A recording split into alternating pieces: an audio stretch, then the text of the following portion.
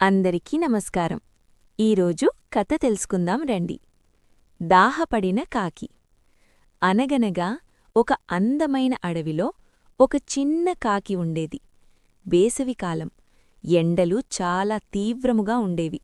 ఆ కాకికి భలే దాహం వేసింది. నీటికోసం అడవంతా తిరిగింది. చెట్లు, పొదలు, నదులు. కాని ఎక్కడా నీరు దొరకలేదు. చివరకు ఒక ఇంటి ముందు ఒక కుండ కనిపించింది. అయ్యో, నీరు ఉంది అని సంతోషంగా కాకి కుండ దగ్గరకు వెళ్ళి చూసింది. కాని నీరు చాలా తక్కువగా అడుగున ఉంది. ఎంత ప్రయత్నించినా తన ముక్కుతో నీటిని అందుకోలేకపోయింది. కాని కాకి నిరాశ చెందలేదు. ఏదో ఒక ఉపాయం ఉండే ఉంటుంది అనుకుంది. కుండ పక్కన చిన్న చిన్న రాళ్లు కనిపించాయి. అప్పుడే కాకికి ఒక ఆలోచన వచ్చింది.